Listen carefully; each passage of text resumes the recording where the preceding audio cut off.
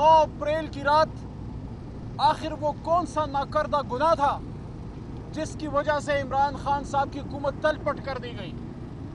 कुछ तो था जिसकी वजह से अंदरूनी और बैरूनी कान एक दूसरे के साथ मिले और एक मुदाखलत या साजिश, आप उसको जो भी कहें, वो तैयार हुई। कुछ तो था जो 7 समंदर पार बैरूनी आकाओं को इमरान खान नागवार गुजर रहा था। कहीं ऐसा तो नहीं था कि अक़वाम मुत्तहिदा के बीच में यहूद और हनूज और सहूनियों के बीच में खड़े होके या कनाबदो या कनस्ताइन किसी को अच्छा नहीं लगा?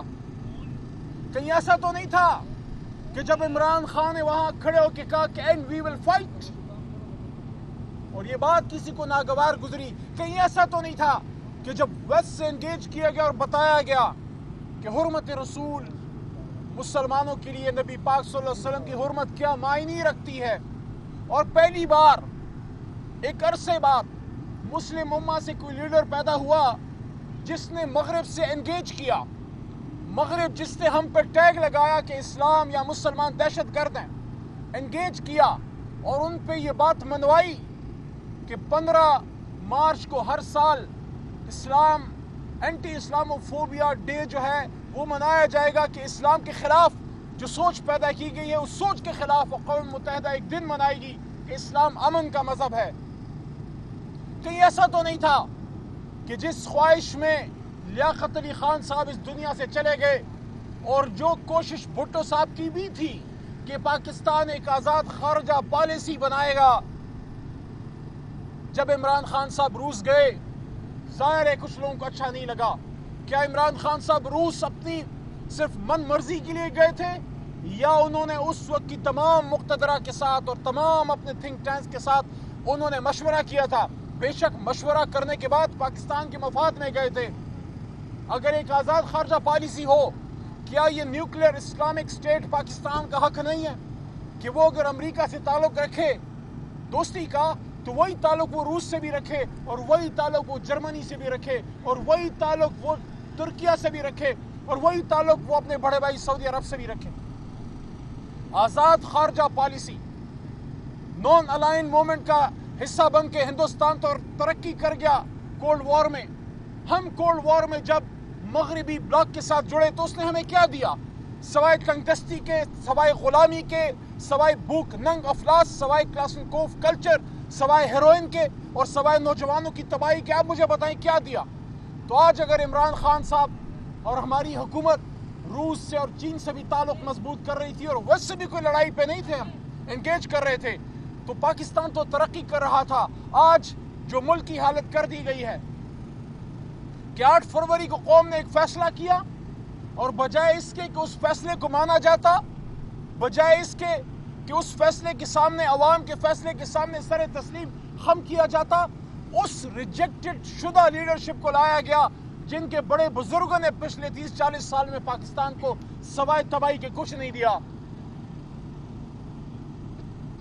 और उससे भी ज्यादा अफसोस की बात यह है कि जब कोई शख्स किसी शख्स की चोरी कर ली जाए, किसी शख्स पे डाका के घर पे डाका पड़ जाए और वो अपनी चोरी का माल बरामद करने के लिए एसएचओ के पास जाए, थाने में जाए और थाने में उससे ही पकड़ के मार दिया जाए।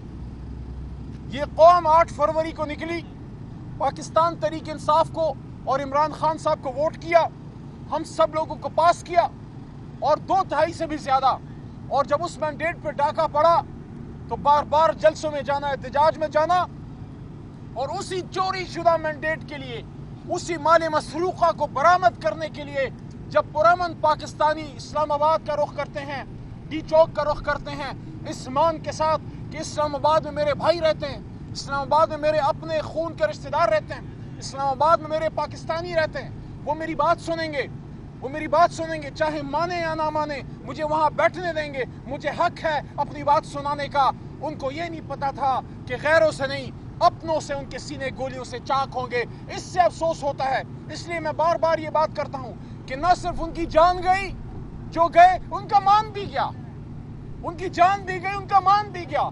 उनको यकीन जाने जब तक उनकी रूह नहीं निकली होगी, जितने भी थे کوئی کہتا ہے 100 ہیں، کوئی کہتا ہے 200 ہیں. ابھی تک 12 کی فگر ہمارے پاس مصدق آئی ہے. جیسے جیسے فگرز آئیں گی یہ بڑھے گا. لیکن اگر ایک بھی ہے تو کیوں ہے؟ اگر ایک بھی جان اسلام آباد کے ڈی چوک پہ گئی، یہ ڈی چوک کیا خانہ کعبہ سے زیادہ مقدس ہے کہ وہاں کوئی آ نہیں سکتا، وہاں کوئی بات نہیں کر سکتا؟ ہمارے دور میں تو بات ہوتی تھی، لوگ آتے تھے.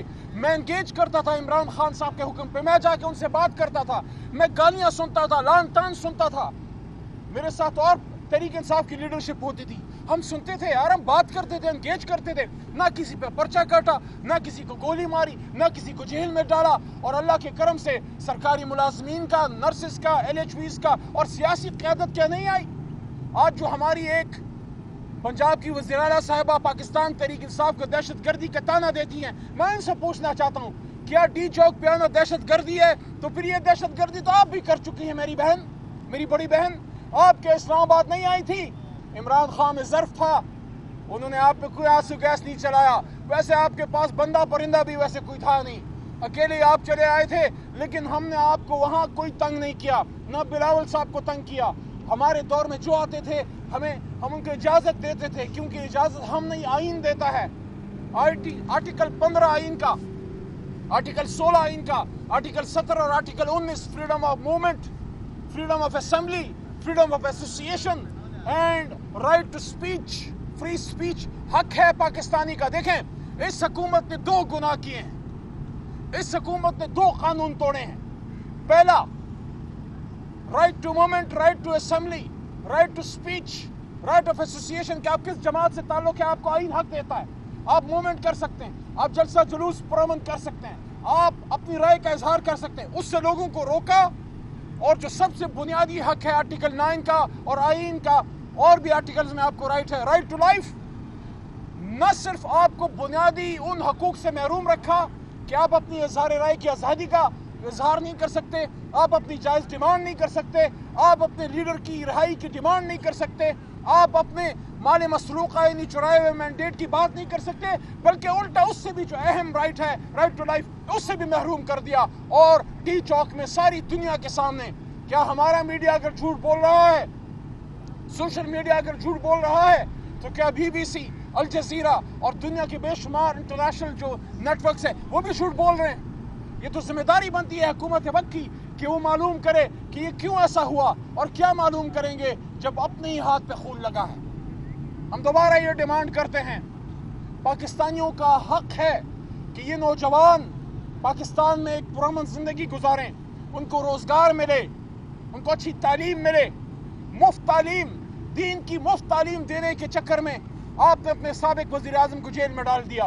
وہ شخص جو اربوں روپے ٹھکرا گیا، وہ شخص جو اربوں روپے ٹھکرا گیا، وہ شخص جس کے نام پہ کروڑوں روپے ملتے ہیں خیراتی اداروں کو، آپ کیا سمجھتے ہیں وہ القادر ٹرسٹ سے پیسہ بنانے کے لیے اس نے القادر یونیورسٹی مفت تعلیم دینے کی بنائی؟ شرم تو آپ کو نہیں آتی کہ آپ شرم کے ہمارے القادر کا نام نہیں لے سکتے. آپ کہتے ہیں 190 ملین کیس، 190 ملین کیس نہیں ہے، القادر کیس ہے. بچوں کو بتائیں کہ القادر یونیورسٹی سابق وزیر اعظم بنا رہے تھے کہ ہمارے ملک کے بچے مفت تعلیم حاصل کریں. اگر اس نے پیسہ بنانا تھا تو کیا شوکت خانے میں نہیں بنا سکتا تھا، نمل میں نہیں بنا سکتا تھا، وہ کرکٹ میں نہیں بنا سکتا تھا؟ مجھے خود ایک دفعہ خان صاحب نے کہا کہ 10 سال میں مین آف دا میچ رہا اڈیالہ میں 20-22 دن پہلے. کہتے مجھے جب مین آف دا میچ ملتا تھا میں ایکولی اپنے پلیئرز میں ڈسٹریبیوٹ کرتا تھا. وہ آدمی آپ اس پہ کیا، آپ اس کا کیا مقابلہ؟ دیکھیں ہم یہاں آتے رہیں گے.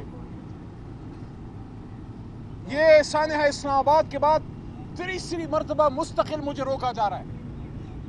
بیچ کے دوران بھی، احتجاج کے دوران بھی جب میں آیا،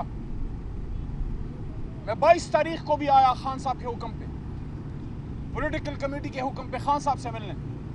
22 تاریخ کو بھی ہمیں روکا گیا، 25 نومبر کو بھی روکا گیا، اور اب یہ 3 دفعہ مستقل روک. آپ ہمیں روکتے جائیں، ہم اپنے لیڈر کے پاس اس کے ساتھ یہاں پہ اظہار یکجہتی کے لیے آتے رہیں گے. ہم اپنے لیڈر کو مرتے دم تک اکیلا نہیں چھوڑیں گے، چاہے آپ ہماری ملاقات کرائیں نہ کرائیں.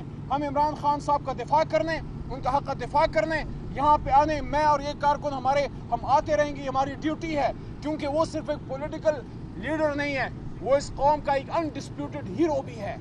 اور ہم تو جب بچے تھے اور جوان ہوئے ہم نے اس آدمی کو صرف پاکستان کا جھنڈا سبز لالی لہراتے دیکھا ہے. یہ ہمارا ایک اس امت کا، اس قوم کا ایک المیہ ہے کہ ہم اپنے نیشنل ہیروز کو سیلیبریٹ ہی نہیں کر سکتے. نہ ہم نے عبدالقدیر خان صاحب کے ساتھ انصاف کیا، نہ ہم نے عمران خان صاحب کے ساتھ انصاف کیا. لیکن اب خوشی کی بات یہ ہے کہ اب وہ ہیروز آپ کے رحم و کرم پہ نہیں ہیں، قوم ان کے پیچھے کھڑی ہے.